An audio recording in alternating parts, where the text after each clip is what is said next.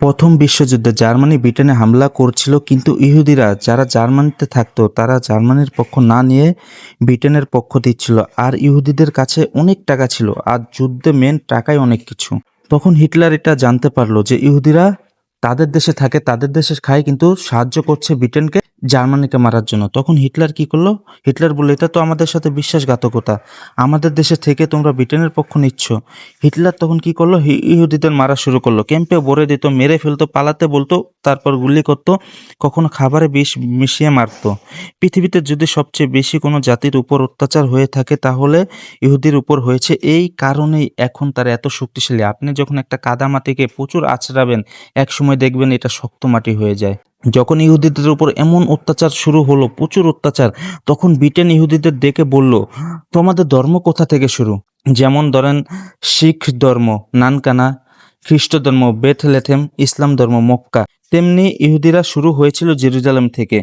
যখন অত্যাচার আরও বাড়লো, হিটলার প্রায় 60 লাখ ইহুদিকে মেরে ফেললো, তখন ইহুদিরা বলল, যেখানে আমাদের শুরু সেখানেই ফিরে যাই, জেরুজালেমে যাই। কিন্তু সেখানে তখন ফিলিস্তিন ছিল। ব্রিটেন বলল, চিন্তা করো না, ফিলিস্তিন সাফ হয়ে যাবে, তোমরা যাও, শুধু আমাদের টাকা দিতে থাকো আর আমরা তোমাদের সাপোর্ট দিব। ইহুদিরা ব্রিটেনকে সাহায্য করলো আর সেখানে গিয়ে বসবাস শুরু করলো। ফিলিস্তিনিরা বলল, আমরা কোথায় যাব তাহলে?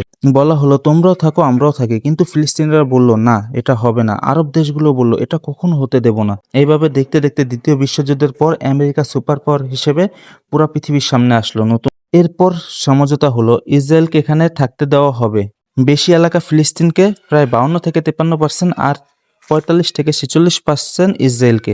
কিন্তু আরব দেশগুলো রেগে গেল, সবাই মিলে ইসরায়েলের উপর হামলা করলো, বলল ধ্বংস করে দেব, এটা আমরা মানি না। কিন্তু ইসরায়েল তাদের হারিয়ে দিল আর 75% এলাকা আরো দখল করে নিল। তখন আরবরা বলল, আগের 52%ই ঠিক ছিল। এরপর আরবরা ইসরায়েলের উপর বড় একটা হামলার চিন্তা ভাবনা করছিল, সৌদি আরব, জর্ডান, মিশর, তিনজন মিলে। কিন্তু ইসরায়েলের গোয়েন্দা এতটাই শক্তিশালী তখন ছিল, আগে থেকেই তাদের এয়ারফোর্স সম্পূর্ণ ধ্বংস করে দেয়। এরপর আরও 90% এলাকা দখল করে নিল। এখন গাজা পুরো দখল করলে 95% হবে, ধীরে ধীরে পুরো ফিলিস্তিন দখল করে নেবে। 57টা মুসলিম দেশ আছে, কিন্তু সবাই এক হলেও ইসরায়েলের সঙ্গে লড়তে পারবে না, এমন কথা বলা হচ্ছে। তোমরা যদি কেউ ইসরায়েলের সাথে লড়তে চাও ভাই, সেনাবাহিনী বানাও, বিমান বাহিনী বানাও, নৌবাহিনী বানাও, মিসাইল বানাও, পারমাণবিক বোমা বানাও, তারপর যুদ্ধ করো। কিন্তু এইভাবে হামাস প্যারাশুটে গিয়ে কাউকে মেরে আসবে, তারপর ইসরায়েল মারবে, এটা তো চোর সিপাহী খেলা। ইসরায়েল ইচ্ছা করে ওদের মারে, কারণ আমেরিকা সমর্থন দেয়। সৌদি আরব বেশি মাথা তুললে আমেরিকার ইশারা ইসরায়েল তাকেও মারবে, তাই আরব দেশগুলো আমেরিকার প্রভাবে চলে। আজ দেখুন ফিলিস্তিনে দুর্ভিক্ষ, হাসপাতাল ধ্বংস, স্কুল ধ্বংস।